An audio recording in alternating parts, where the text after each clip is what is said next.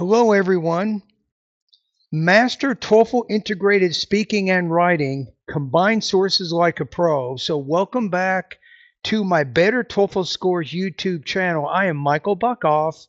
If you're struggling with TOEFL Integrated Speaking and Writing tasks, especially when it comes to combining sentences from reading and listening passages, this video is exactly what you need.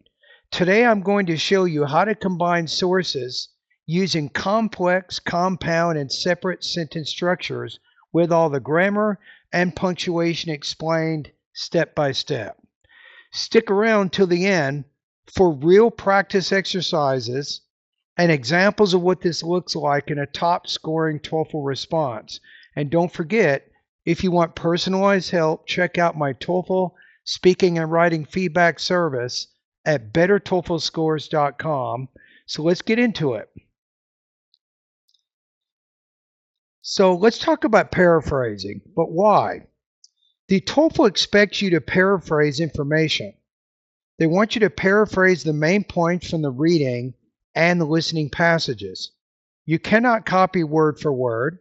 This is plagiarism and it would lower your score. So by copying word for word tells the IBT human raters that you don't have a good range of vocabulary and grammar to re-explain the information. So what are the steps? Number 1, make sure you understand the idea fully. Number 2, change vocabulary, use synonyms and definitions. 3, change structure. You can change the sentence, for example, from active to passive voice. Maybe you can change a clause to a phrase and so on. You need to change the grammar in some way. Number 4, use voice markers to attribute the source. The author states, the lecturer argues. And make sure that you're using a variety reporting verb. So don't use states every time or don't use argues every time. You might say believes, stipulates, explains, and so on. Okay, voice marker examples. According to the reading, the lecturer explains that. In contrast, the speaker disagrees, the article suggests. So these are all examples of using voice markers, all of which acknowledge the information is coming from either a reading or a listening passage. So how do you combine these ideas? We're practicing what's called TOEFL integrated speaking, TOEFL integrated writing.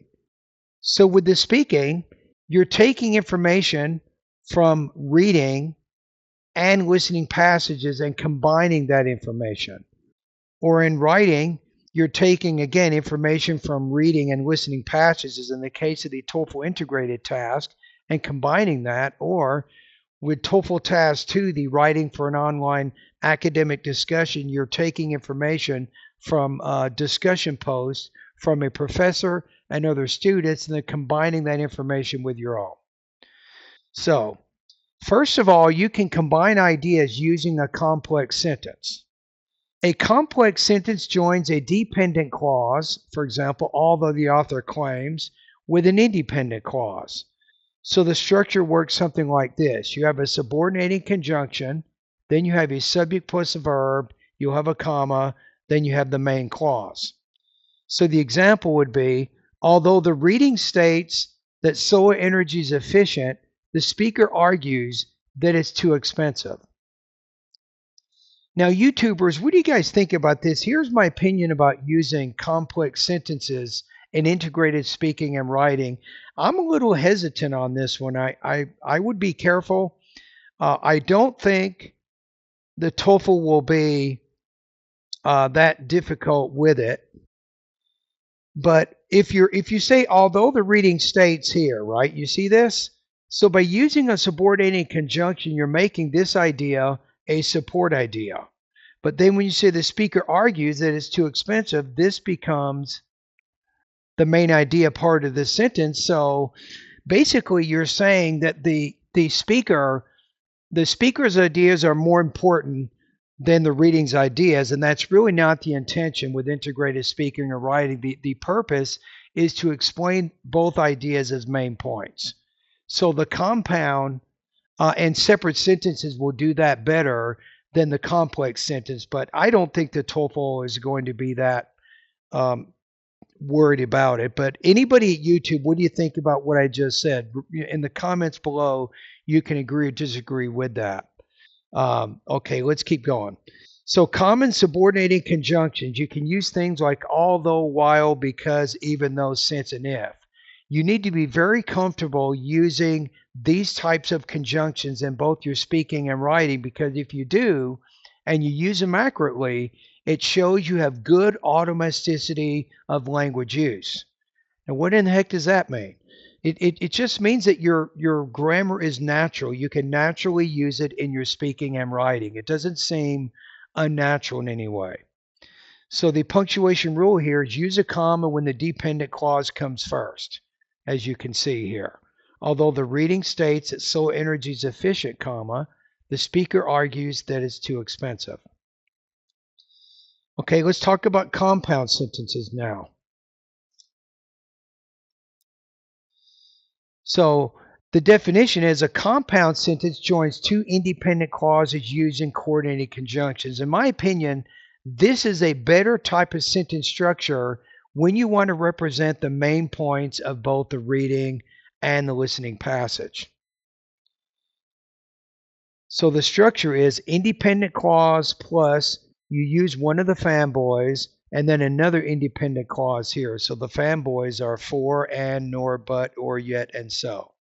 You can remember it just by the acronyms here. So I think this is perfect because when you say in the example here, the reading claims that technology improves learning, but the professor disagrees and say it distracts students. So if you look at how that's written,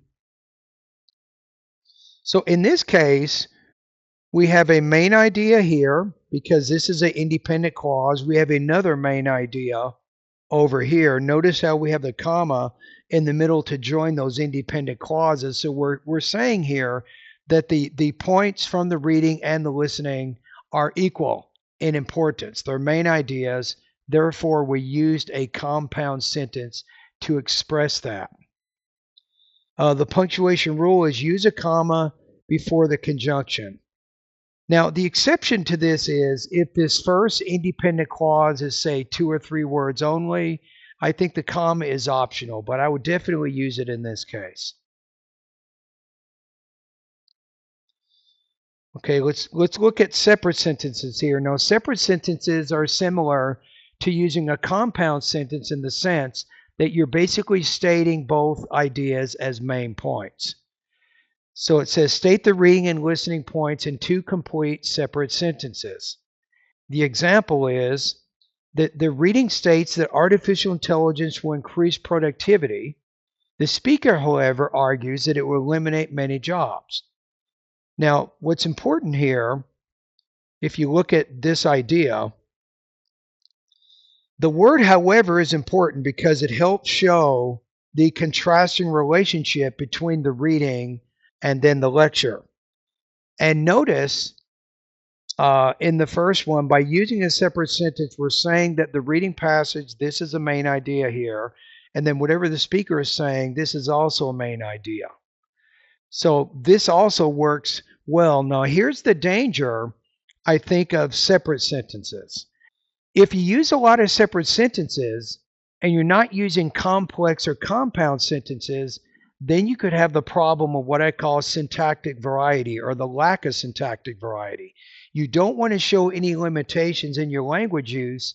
So I think it's a good idea to be comfortable using all 3 sentence types here. And you should use all 3 sentence types in both your speaking and writing as you do your integrated speaking and integrated writing tasks. So notice the punctuation rule here. Use periods. Use transitions like however and contrast on the other hand to show relationships. Now, I didn't say it here, but it's also possible if you want. You could use, if you wanted to here, if you wanted to, you could use a semicolon. A semicolon And let me spell it for you, make sure you know what I'm talking about. The semicolon. The semicolon is used to join separate independent clauses that are closely related, right? So I think that you could use a semicolon or a period here. If you use a semicolon every now and then in your writing, that's going to show some really good, uh, what I call advanced grammar or punctuation knowledge.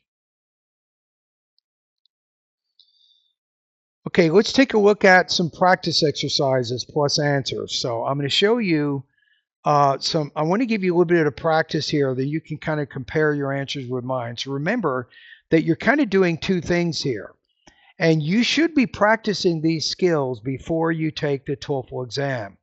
It's so sad. There's so many people, they repeat, they take the test over and over and over. But if they really, truly practice the skills needed to pass the exam, and then they perfected those skills before taking the test, they would not have to retake it so many times. And it's very expensive. And it's psychologically difficult to keep repeating the exam. Okay, so here's instructions. Paraphrase and combine the main point from the reading and the listening using a complex sentence. So in this case, we're practicing using one of those although, even though, if, and so on. So you're using a subordinating conjunction plus a subject and a verb, and then you have an independent clause after that. So here's practice exercise 1 here. You might want to pause the video. Remember, don't just if you go to YouTube, which you're at right now, obviously because you're watching this, but remember that seeing is good. Actually, hearing is good, seeing is better, but doing is best. I think doing is important here. So I'm asking you to take this idea and combine it with this idea here. Remember, though, you want to paraphrase it, so don't use exactly the same grammar and exactly the same vocabulary. So online education is more flexible than traditional classroom learning, and a professor claims that online students often fall behind due to lack of structure. All right, take a minute, maybe pause the video.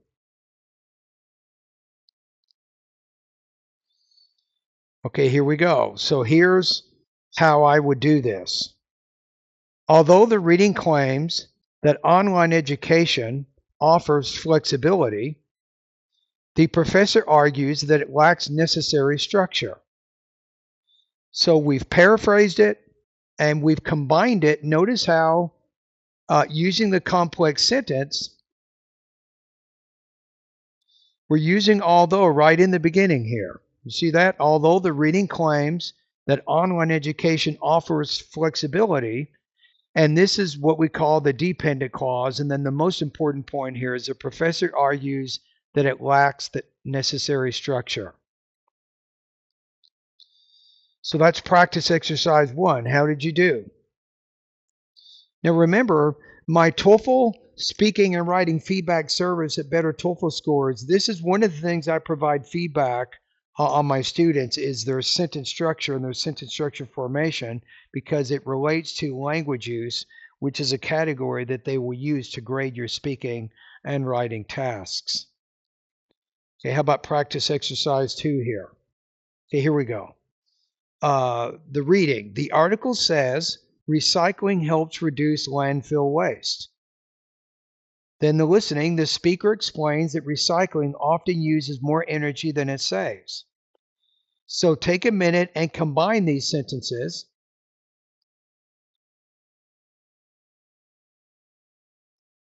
You may want to pause the video. Okay, now let's compare. While the article states that recycling reduces waste, the speaker believes it is energy efficient. So that would be a good complex sentence to combine those two sources. Okay, let's go to practice. The next practice exercise, compound sentence practice. Let's do this one. So in this case, I want you to combine the two sentences, paraphrase, and combine them using one of the fanboys. Remember what I said earlier in the video, the fanboys. For, and, nor, but, or, yet, and so, using one of those fanboys. Smartphones improve communication. The lecturer claims they reduce face-to-face interactions. Pause the video and combine the two sentences. Here we go. Let's check our answers. See how we did. Smartphones improve communication, but they also reduce in-person interactions according to the lecturer. Now notice the importance of the word but here. This is important because you don't want to use the wrong coordinating conjunction here. Because we have the two ideas,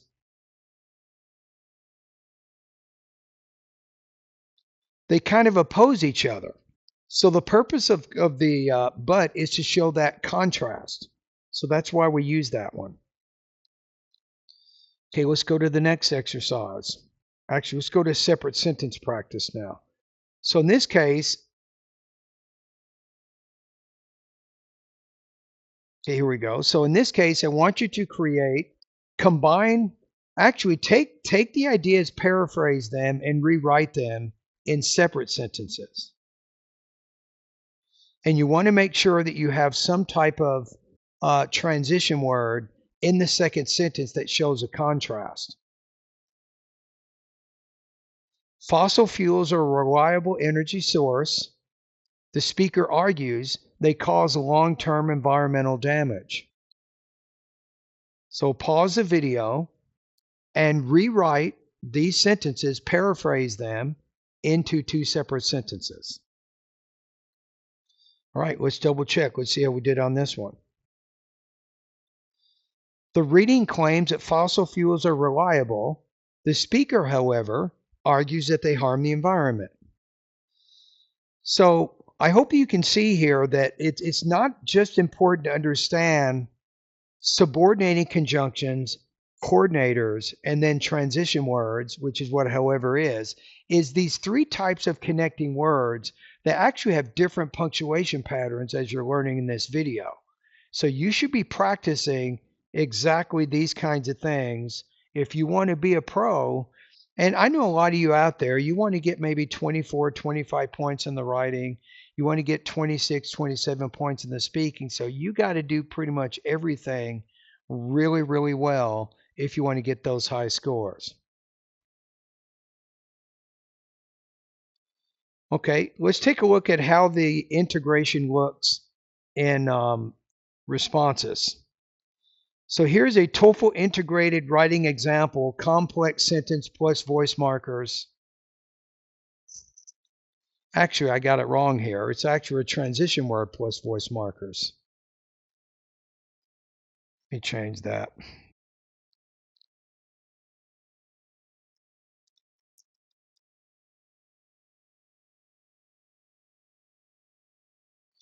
So it says, according to the reading, group work increases productivity. However, the speaker disagrees and says group projects often result in unequal contributions. And we've actually used that word before, right? So maybe throw in another one here. Let's be careful we don't use the same connecting word too many times.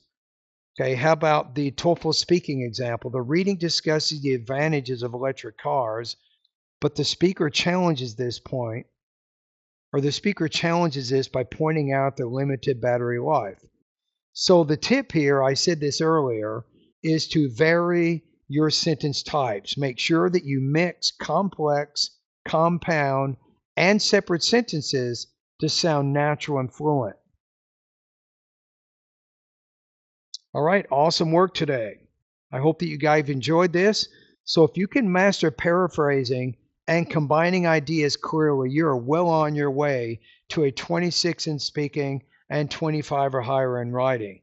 So drop a comment below. Which type of sentence do you find easiest to use? Like the video, share it with a friend, and subscribe to Better TOEFL Scores for weekly tips. And don't forget, if you want personalized feedback on your TOEFL speaking and writing, visit me at bettertoeflscores.com. You've got this.